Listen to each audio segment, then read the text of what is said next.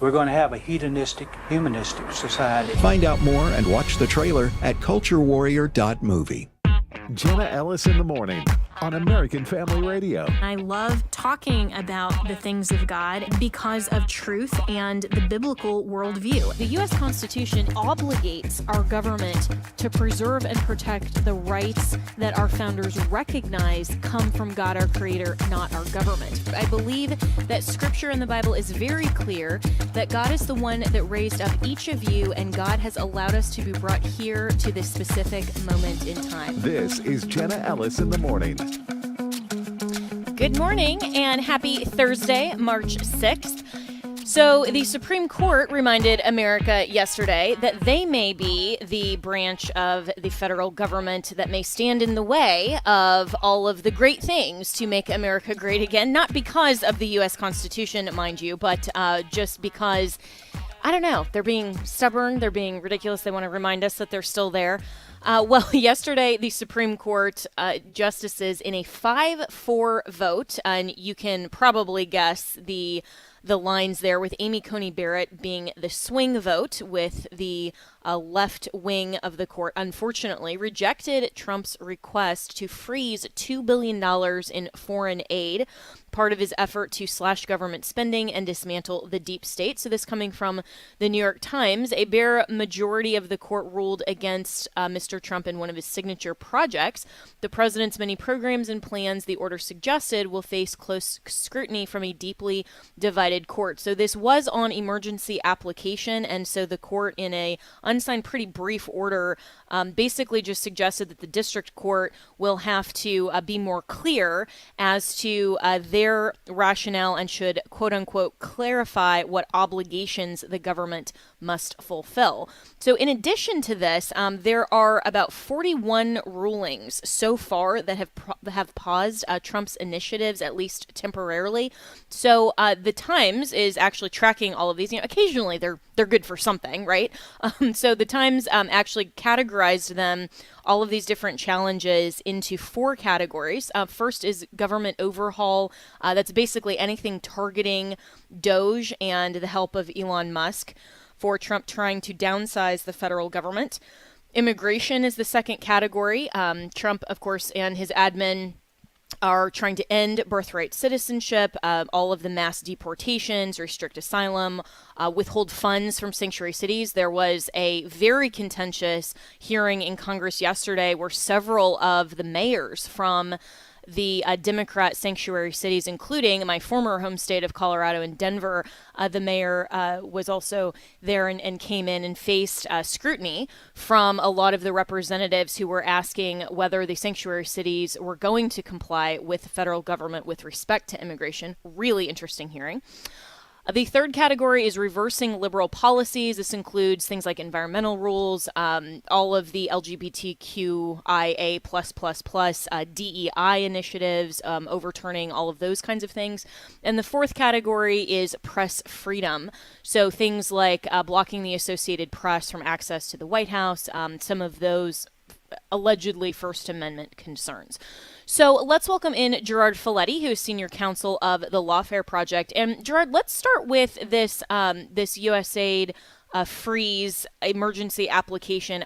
Personally, I was very disappointed in Amy Coney Barrett. Not really a shocker. I don't think that she is as conservative, certainly not as Justice Scalia, who she clerked for. But I think the excitement that conservatives had over her nomination is, I think we're seeing some disappointment there. So where did the majority go wrong here? I think where the majority went wrong is which particular issue they chose to focus on. Now, what the majority looked at, and I think we can see that Justice Roberts and Chief Justice Roberts and Justice Amy Coney Barrett are the kind of the swing votes on this court.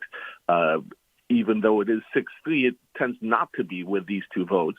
But what they chose to focus on was a specific issue of whether contractors had been paid for work that was already completed. That was the issue before the district court in the U.S. aid case, not a more general issue. Now, if the court had instead focused on the issue of whether one single U.S. district court judge could enact a sweeping order that stopped or required the entire U.S. government to do something, I think the outcome would have been different. But instead, justices chose to look at the more narrow issue of whether a contract that had been completed should be paid. And that's why the court ruled the way it did. That's really interesting. And so what was the scope then of the emergency application and the arguments from the Trump administration and in terms of why the court chose to focus where it did? Well, the case started when there were two foreign aid contractors that brought a lawsuit to challenge the cutoff of U.S. AID funds to the State Department for work that they had already completed. So basically, they fulfilled a contract obligation and they wanted to be paid. Trump paused all payments from U.S. AID pending review. And that's what the lawsuit was about, whether the Trump administration should be given time to review these payments or whether it was obligated to make them because the contract had been fulfilled. So what the district court judge did was he looked and said, wait, let's not freeze the funding. These people need to be paid, and we'll take it from there, whether there's anything else left in the case.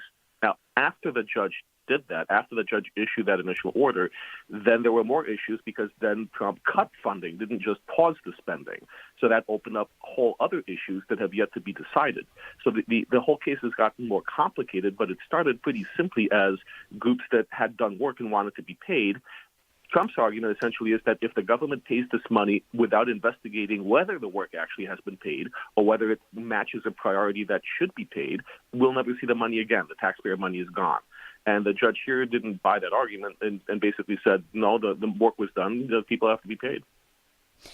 And that seems to be a bizarre ruling for a majority. And is this just over politicized? Because, I mean, obviously in contract law, if there is a dispute as to whether there was performance on the contract and and one party to the contract is saying I completed the work, they need to show that.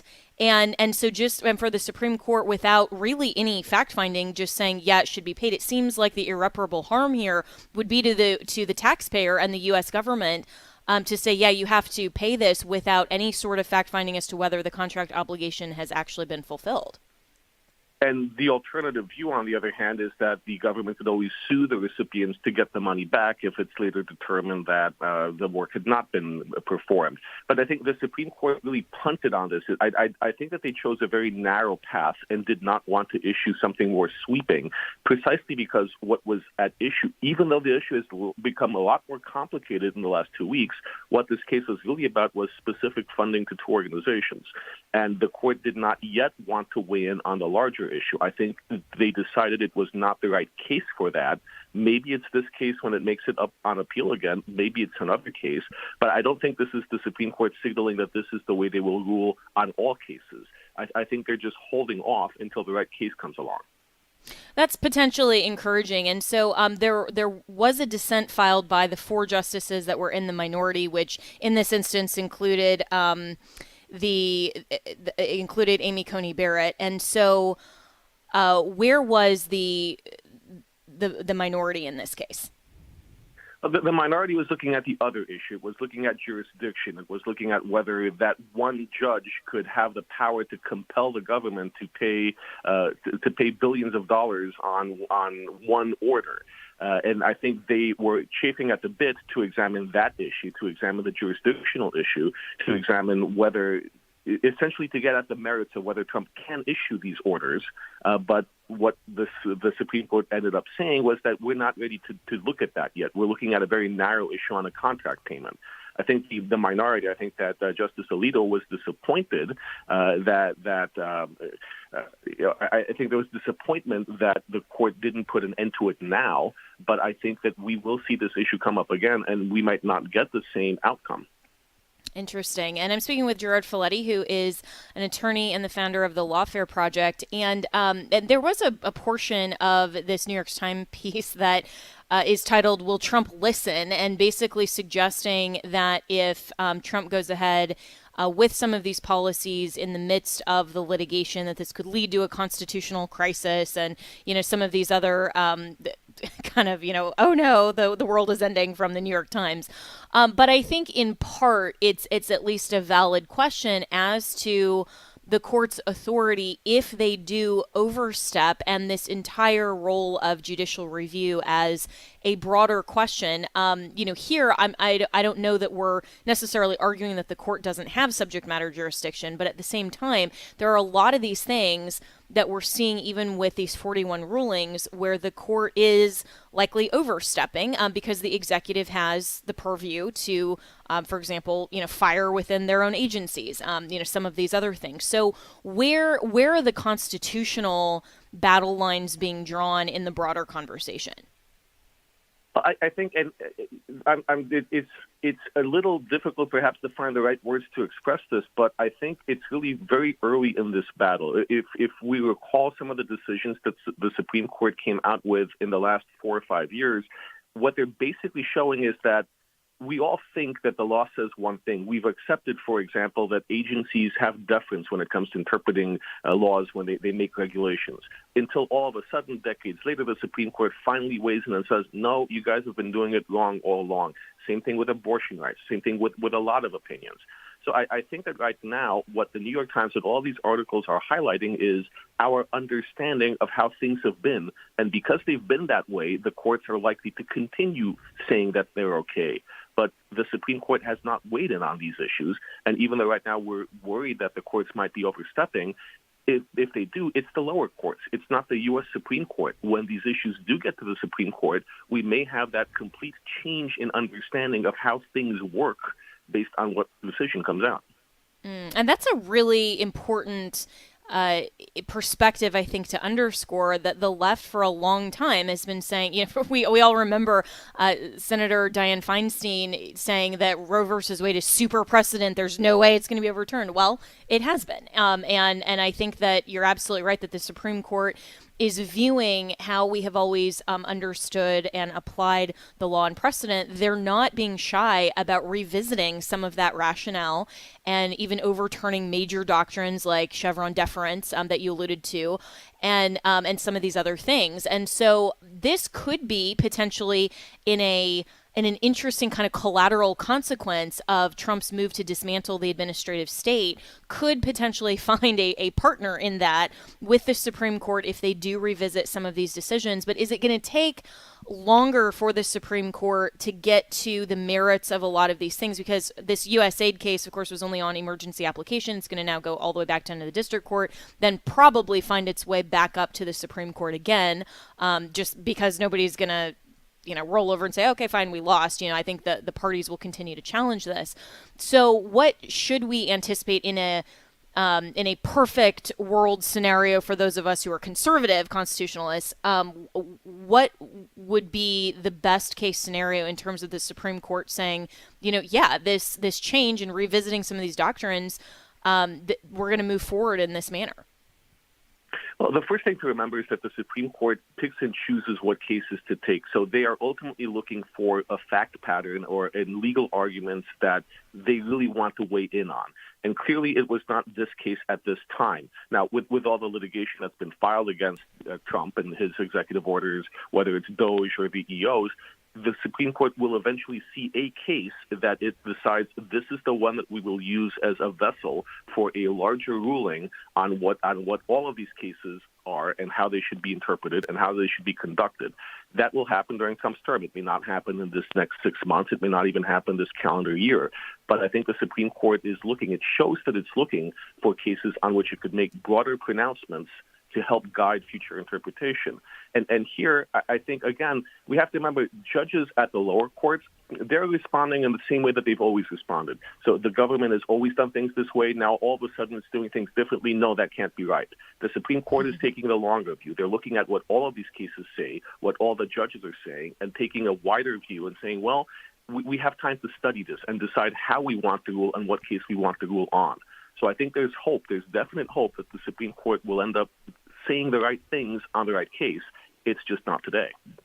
Yeah, that is a much more hopeful view than, a lot of the social media response yesterday, lambasting Amy Coney Barrett for this decision. But Gerard Folletti, last question before I let you go this morning. So within kind of these four categories or buckets that the New York Times has outlined: government overhaul, immigration, reversing liberal policies, and press freedom, what to you are the main issues that if you could decide and have the Supreme Court kind of reverse some of the bad precedent over the years, what would you like to see them select and either overturn precedent or create a pathway toward a better limited government? I think immigration policy would have far-reaching consequences, because if the Supreme Court rules that a lot of the way that things have been done up until now, a lot of the lack of enforcement, the inability or the unwillingness of sanctuary cities to follow federal law, if the Supreme Court rules with clarity, that will carry over into a lot of other issues, like these woke policies, like speech issues. I think that's the thing the Supreme Court should focus on, because once it establishes that the federal law is supreme in many of these instances, that will help guide courts on a lot of other issues. Well said. Well, Gerard Folletti, I really appreciate your insight and your commentary today, and for dropping by for the second time this week. We always love your insight and analysis. So you should all follow Gerard Folletti, founder of the Lawfare Project, on X, and we will be right back with more here on Jenna Ellis in the Morning to continue talking about some of these legal issues and the grounds that Trump may or may not have in his America First agenda.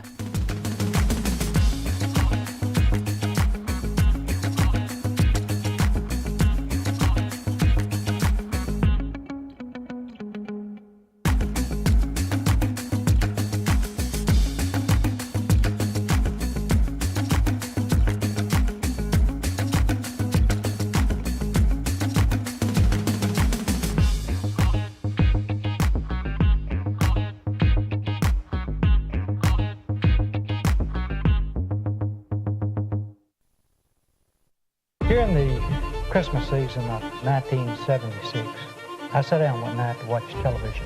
One man saw the battle coming. If we lose this cultural war, we're going to have a hedonistic, humanistic society. And he chose to stand and fight. If you will not respect our beliefs, then you will respect our money, and we'll spend it with somebody else. Reverend Wildman. Reverend Wildman. The Reverend Donald Wildman. Discover the story of the culture warrior Don Wildman and how he went head-to-head with Hollywood, Playboy, the homosexual agenda, and the Disney empire. Things were changing, and many people just sort of acclimated to it, and Don Wildman didn't.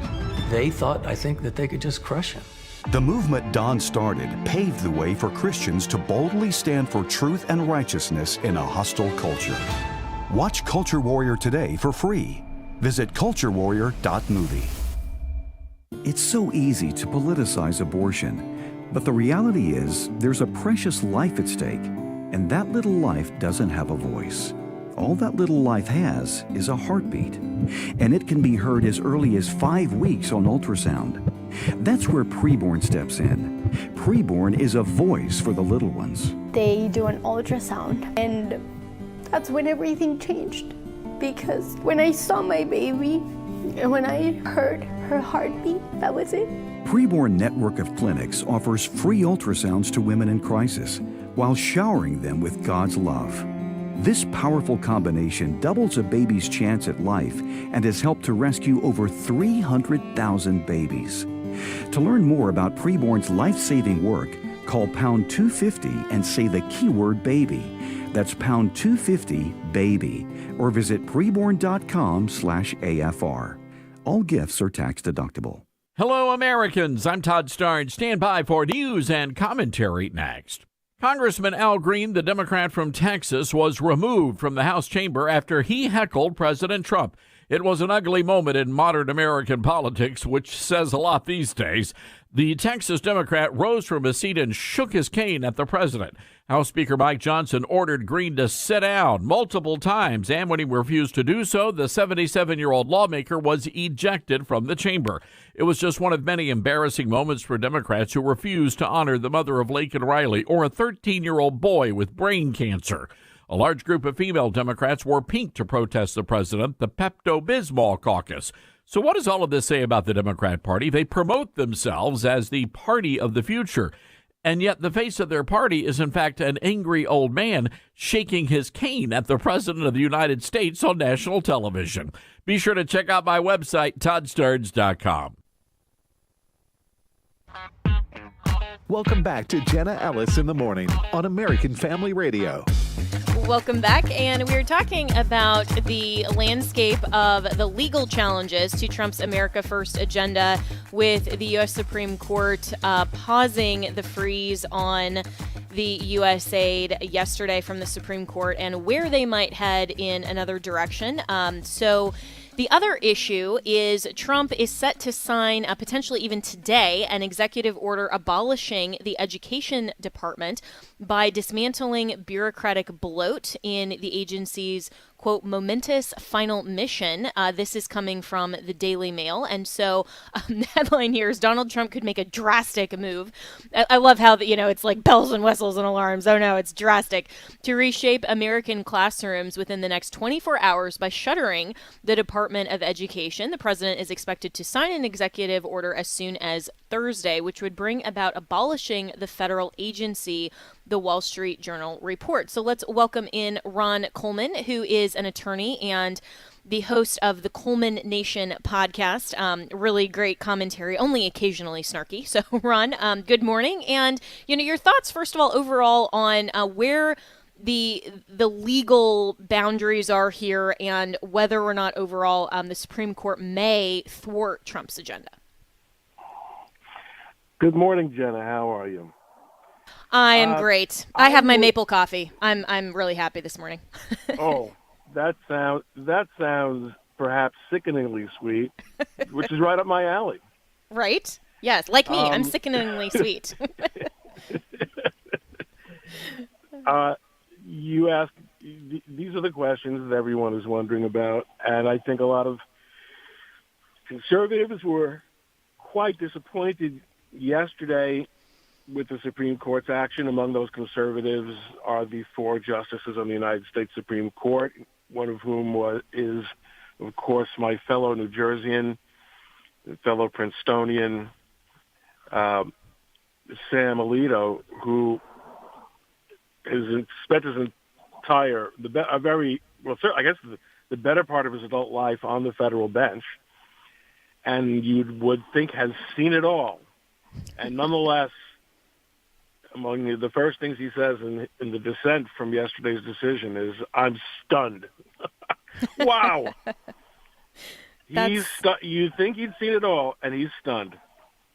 That's quite the statement. There's a gigantic jurisprudential gap among the conservative justices. And really, it's a big mistake for people to say that, you see, this proves that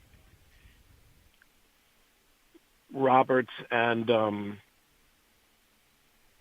what is her name? Barrett. Keep escaping me. And Barrett. They're liberals.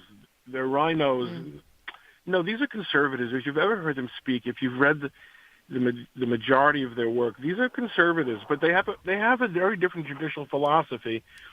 And I think the question is whether it's a philosophy that is perhaps wildly out of sync with what's going on, not just politically and culturally, but what's going on in the courts.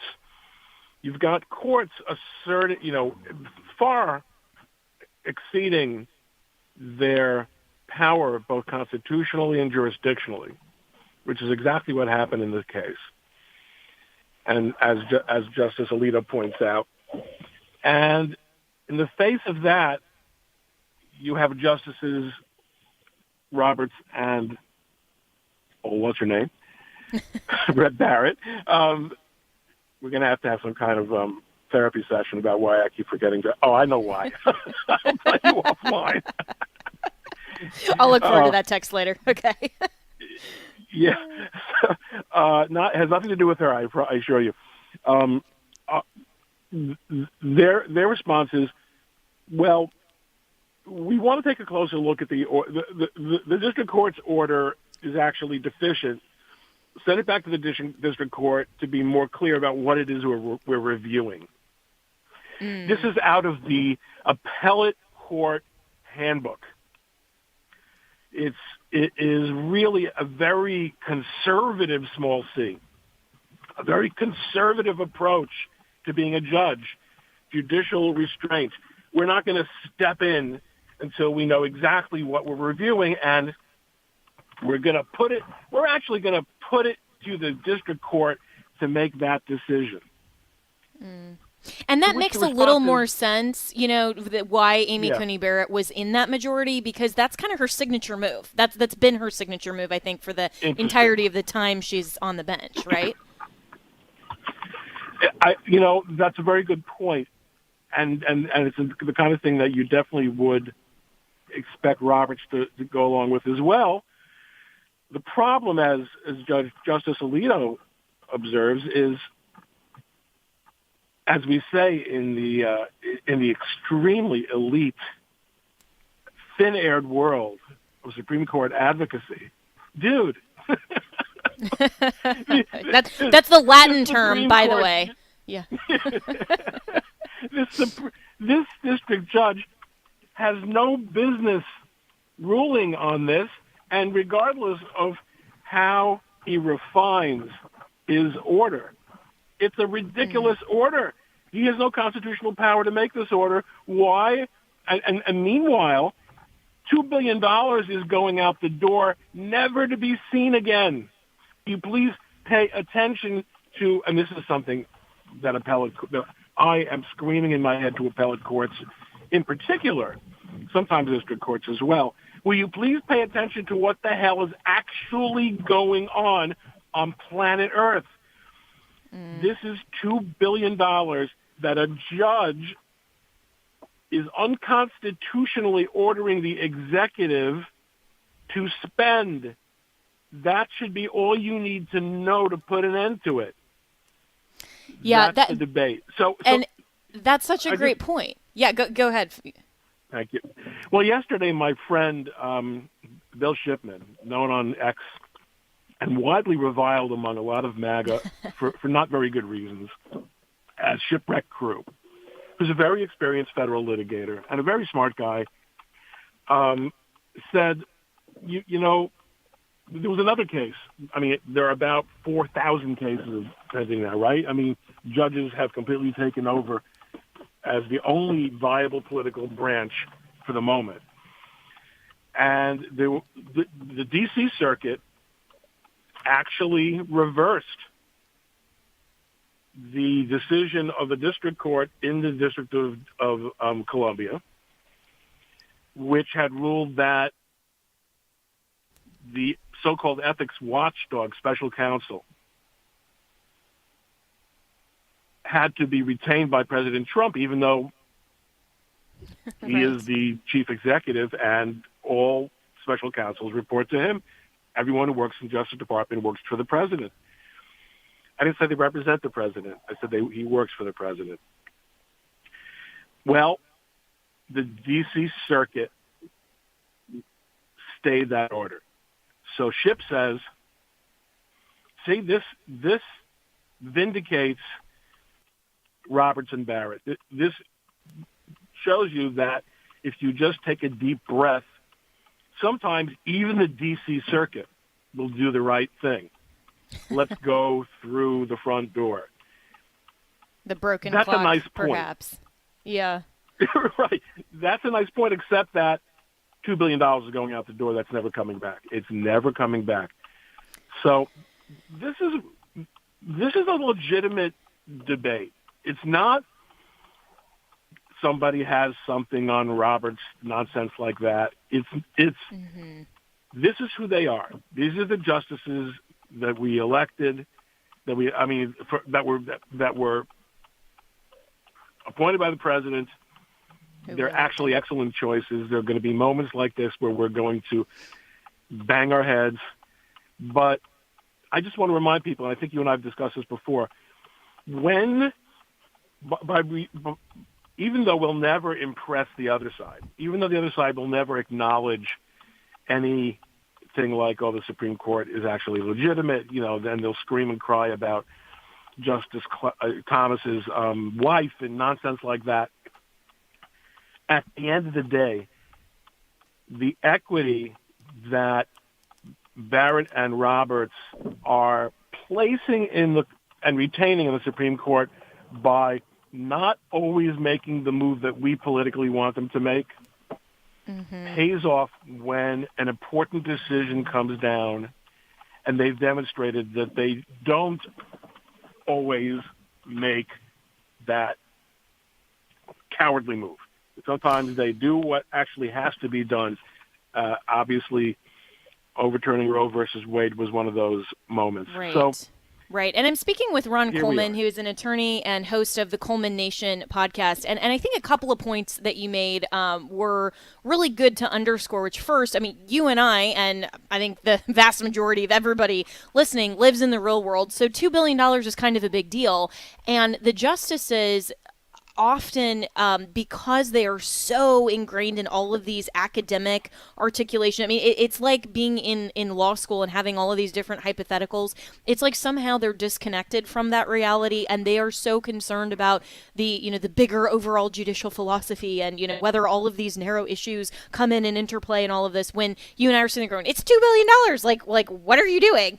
And so often we can expect that, unfortunately, from the court, where, of course, Trump is living in reality. But the broader question as well that I also want to ask you, Ron Coleman, so with all of that and that understanding of, where the Supreme Court is situated, the hope perhaps we have that they'll make some decisions based on actual constitutional rationale, when they're saying things like, Trump as the executive can't fire people that serve at the pleasure of the president, which is just nonsensical, where do you think we will end up with this dismantling the Department of Education? Because this was a congressionally created, a legislatively created entity. And so the argument, of course, is that this can't just be a pen and an executive order to dismantle it. There's going to be pushback. So can Trump win at the end of the day when this isn't just an executive order that he undoes, anything dealing with a legislatively created agency?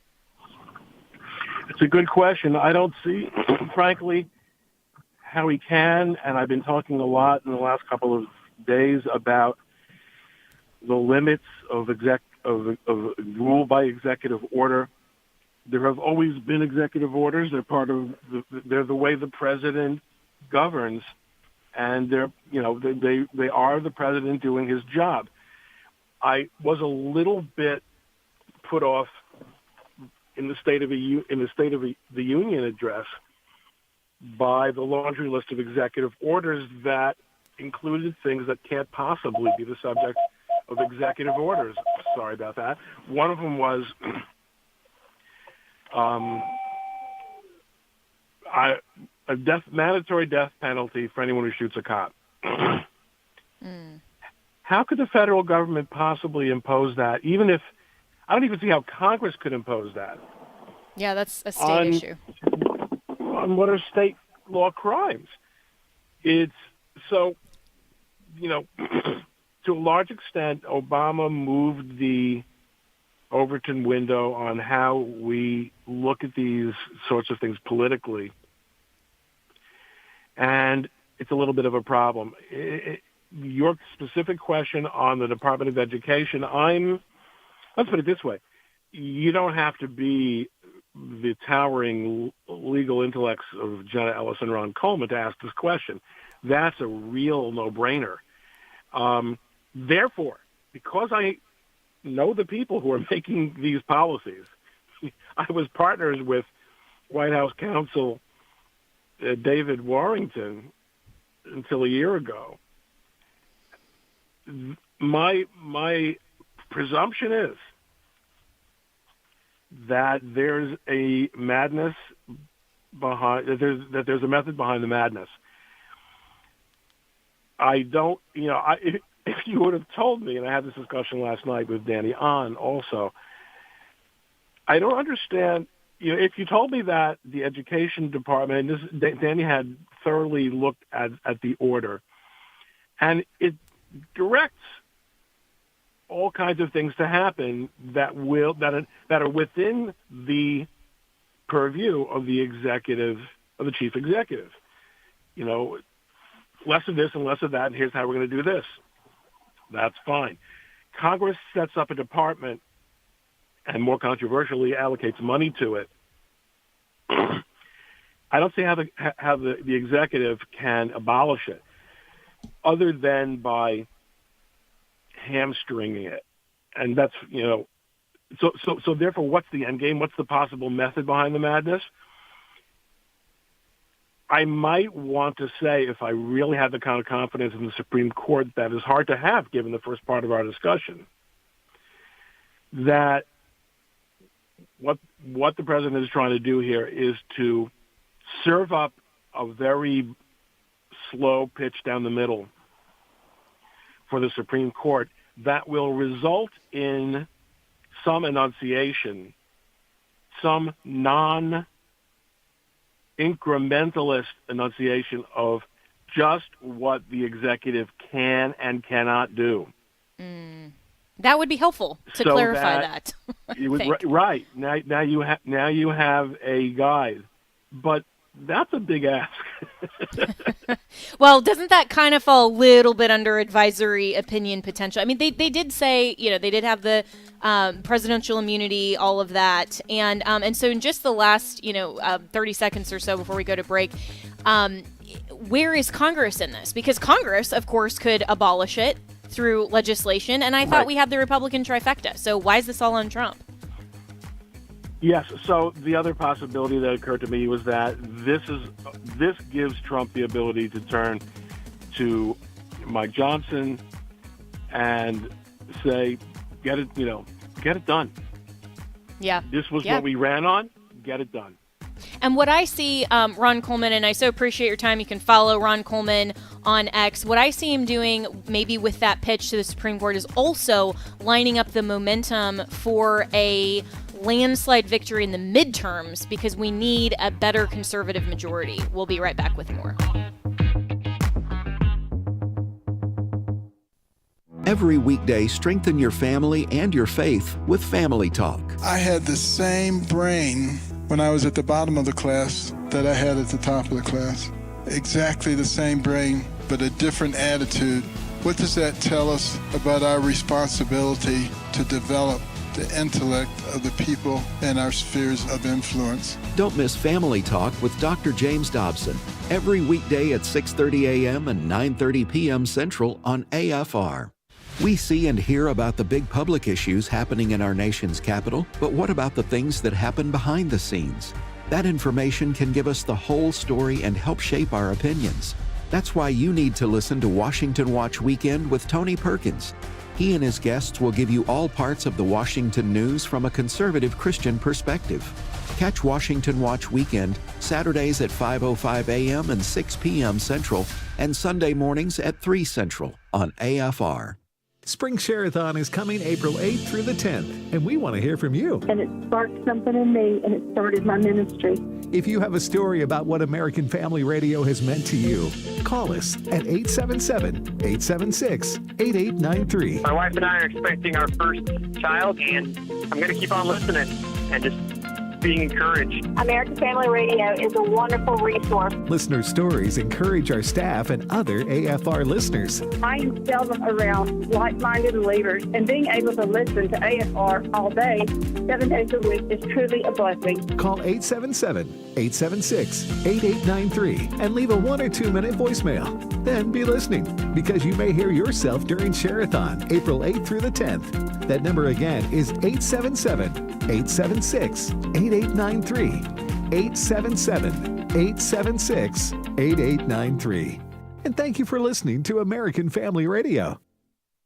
The words you are about to hear are taken from letters sent in by members of the Trinity Debt Management Program. Dear Trinity, today I'm making my final credit card payment. Before I came to you, I was in a constant state of anxiety and panic, but now there is hope for my family's financial future. Working with Trinity made me understand that I'm not alone. You really do help people. Your kindness will never be forgotten. Without Trinity support, I would not have achieved my lifelong goal of becoming debt-free. We saved a lot on interest and penalties, of course, but the reward was the gift of human kindness. Trinity has carried me through a very difficult time in my life. You're amazing. I used to feel so anxious and hopeless. Now I feel grace and peace. God bless Trinity as you continue to help others become debt-free. If credit card debt has you down, call Trinity at 1-800-788-1813. That's 1-800-788-1813.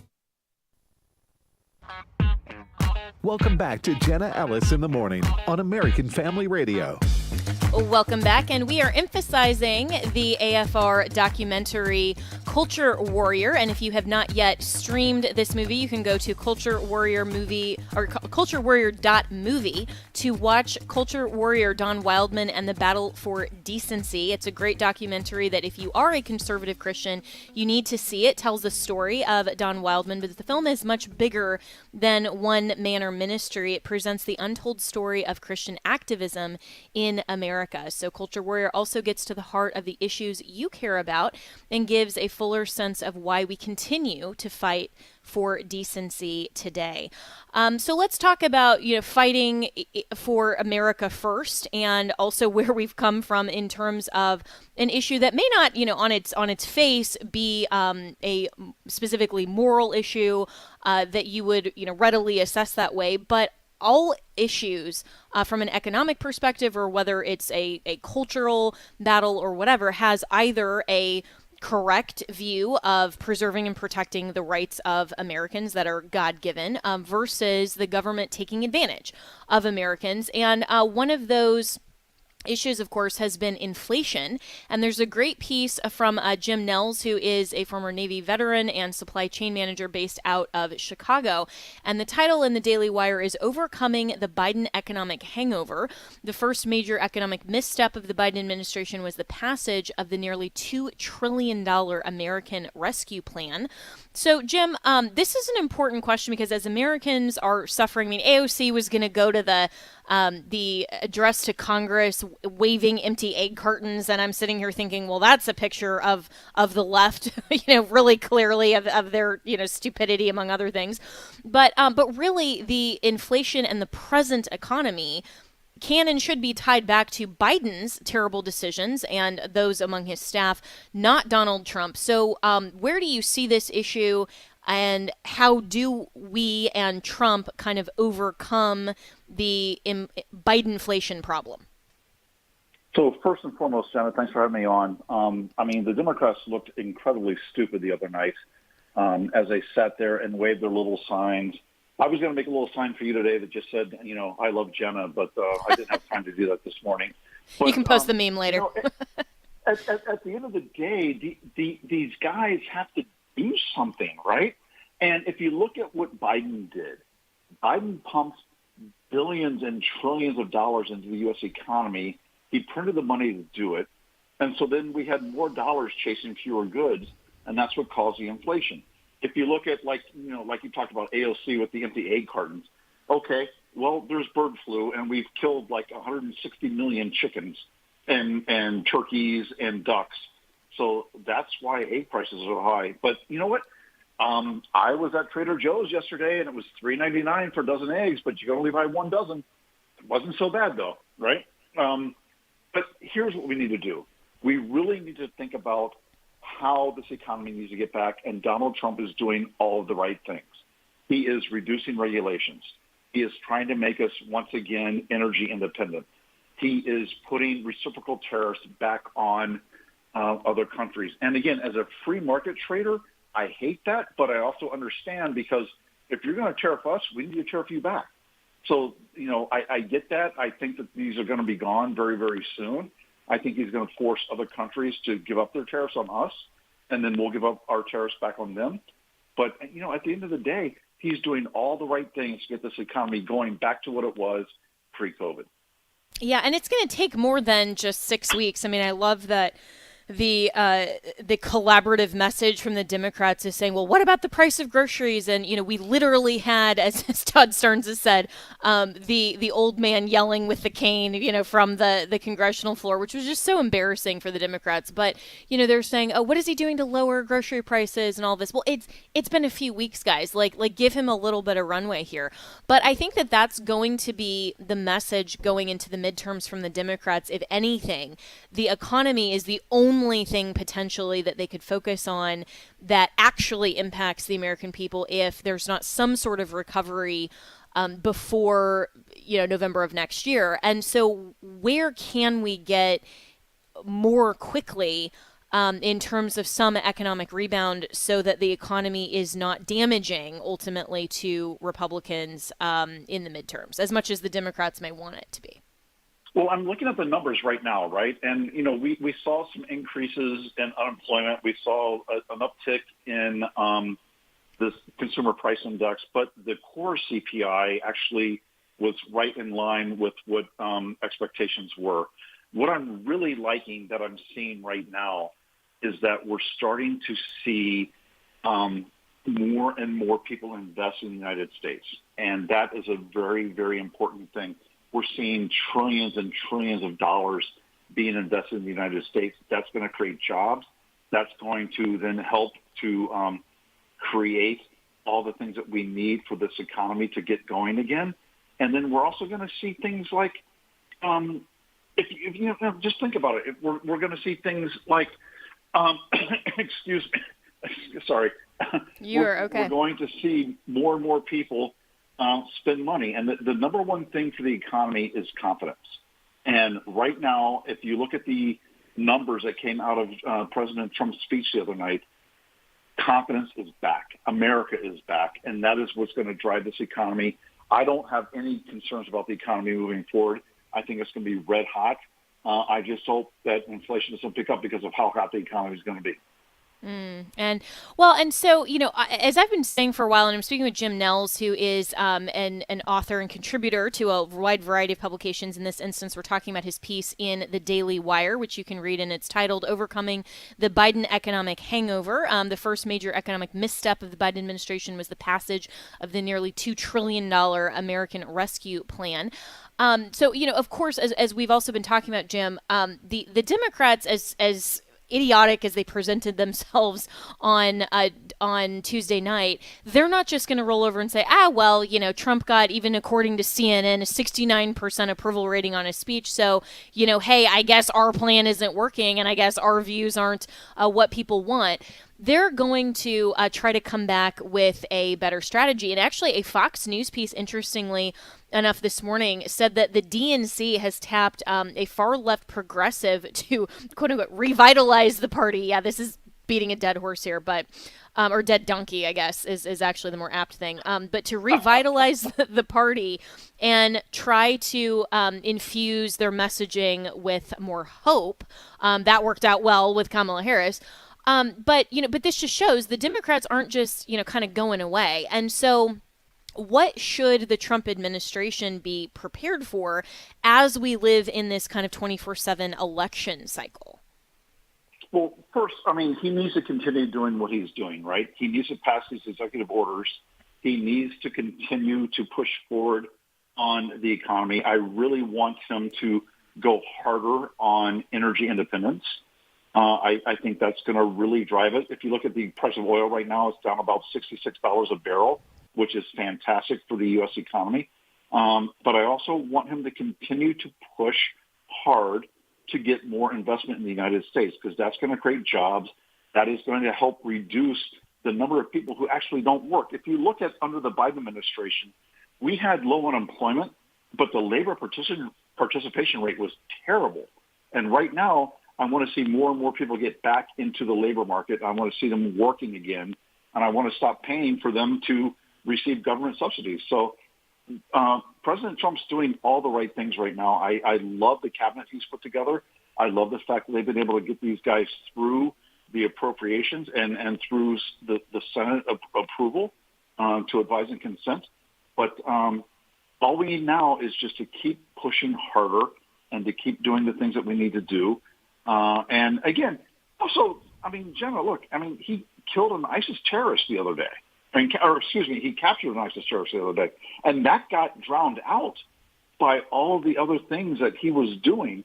So think about that. We captured an ISIS terrorist, and it made like the third-tier headline because of everything else that Donald Trump is doing.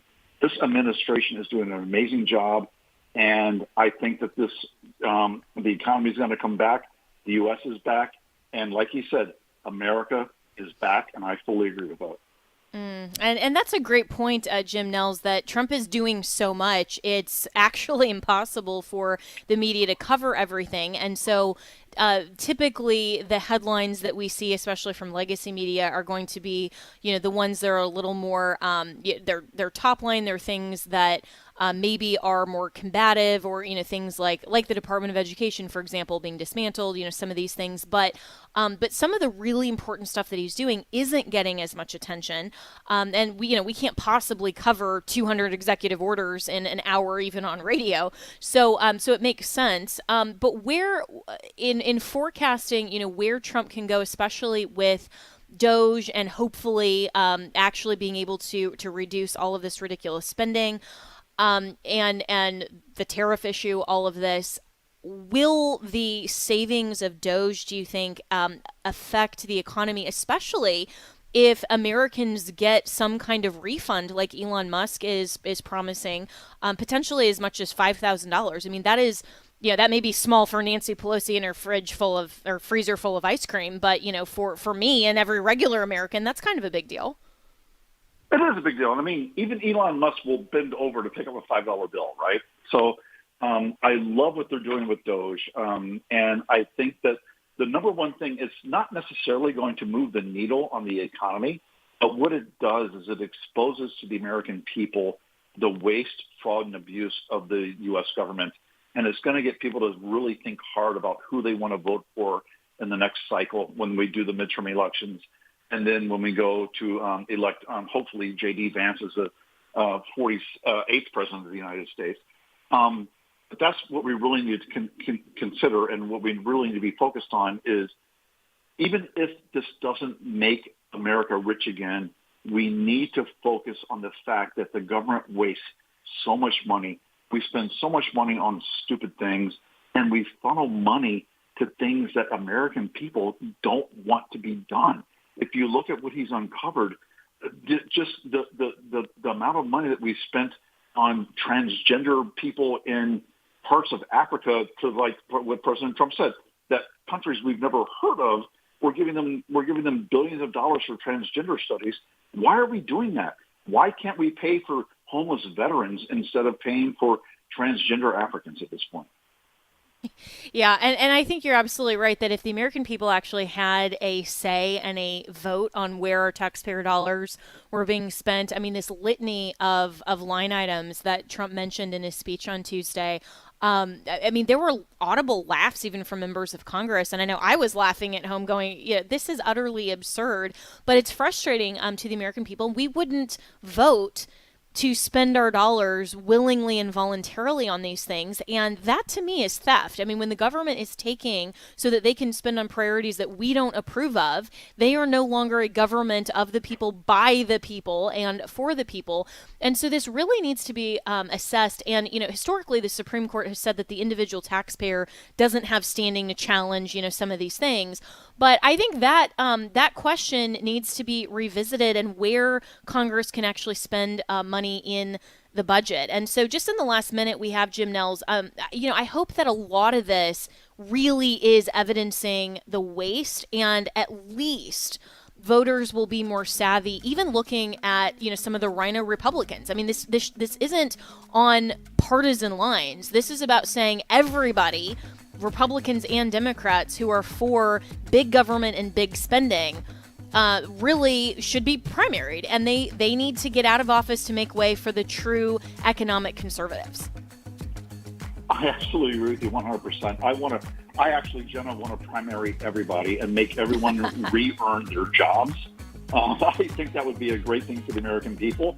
And we'll see who can stand and who won't stand. But, at the end of the day, let's just continue to expose the government for what it is and go after the waste and the fraud and the abuse.